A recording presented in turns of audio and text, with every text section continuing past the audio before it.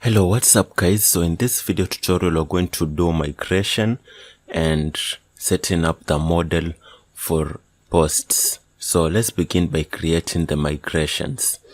So we are on the Laravel documentation and we'll see how we can create the migration using the create migration command.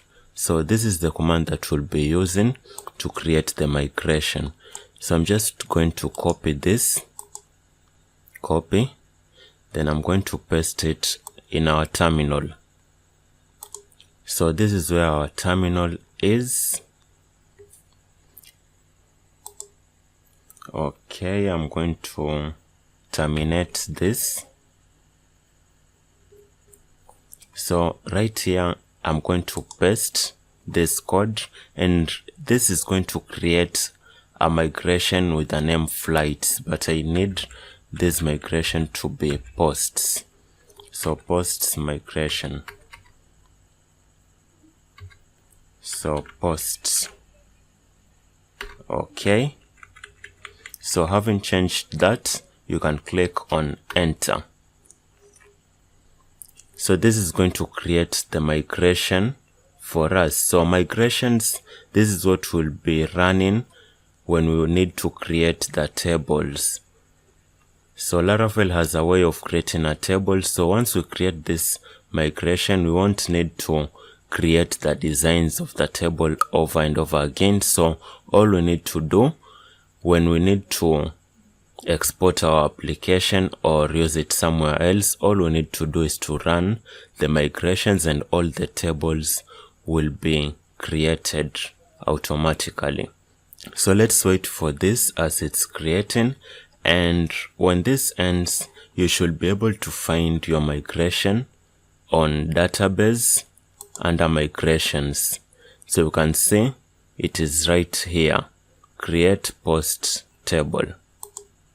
So when you click on this, so this is the migration that has been created. So you can see this is the name of the migration, posts. Then right now it has two fields, the ID and the timestamp. The timestamp, what it contains is the created at and updated at dates. Then it has a up function and a down function. So the up function is going to create the table in the database, while the down function is going to check if it exists. It's going to drop the table before it creates a new table.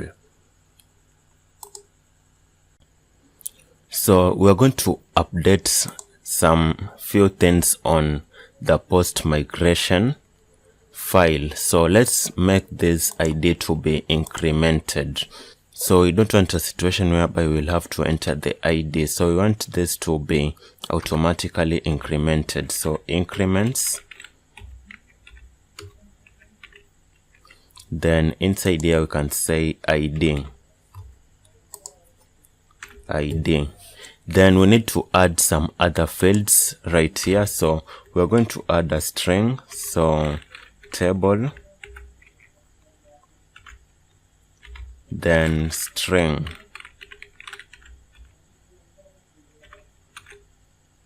then this should be a title.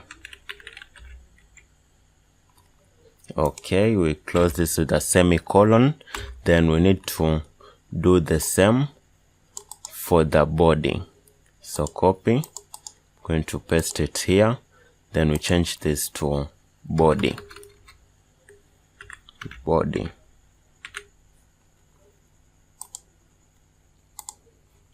Okay, now we can save this. Then the next thing we need to do is to create a model. Okay, we are back on our documentation. So let's just search here on how to create a model. So model. So generate model. So to create a model, we need to type this command. So php artisan make model flight. So the flight is the name of the model. So we'll change this to post. So let's just come here and paste this here and change this to posts, as we are creating a post model. So a model enables us to communicate with the database. So let's click on enter.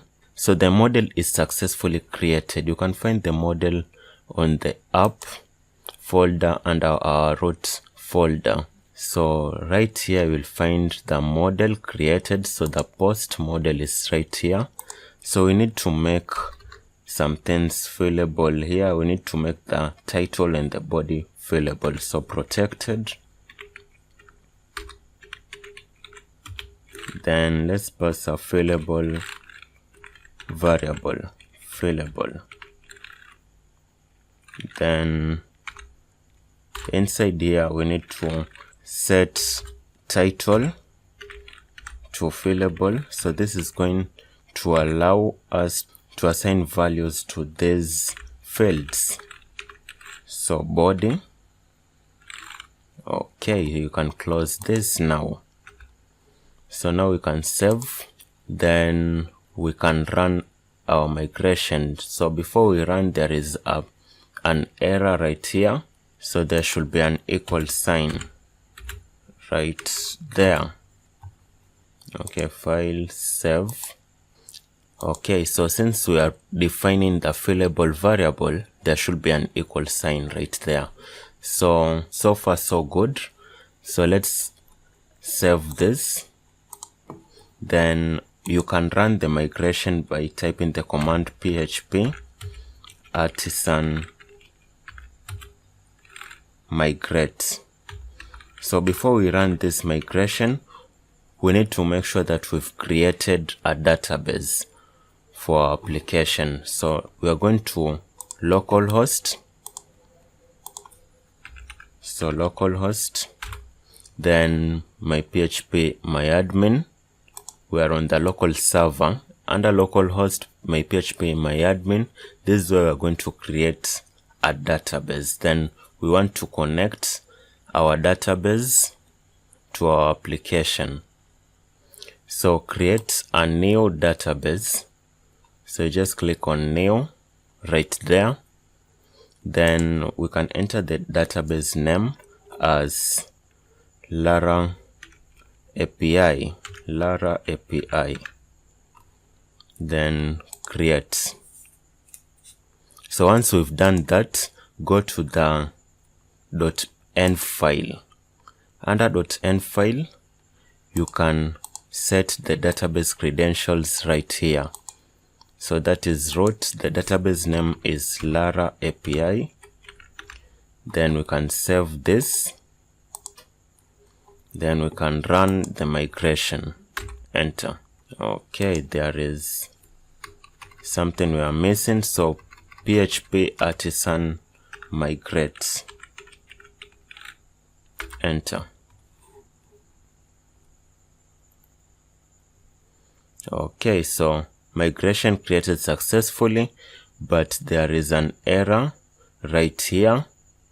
So there is a bug. The specified key was too long. So you can specify the key so that we can be able to remove this bug. So to remove this bug, this is what we're going to do. So go to app, then providers, then app service provider.php file. Then right here, the first thing we need to do is to import this package schema. Then we're going to use the schema on the boot function. Okay, so right here we're going to define the default string length. So schema. So we're going to use the schema, the library that we just imported up there. Then default string length. So you should set the default string length to 191. Then we close. So when we save this, then we run a fresh migration. So migrate fresh.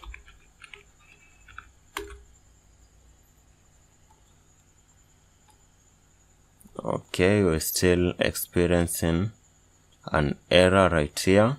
So schema default string length.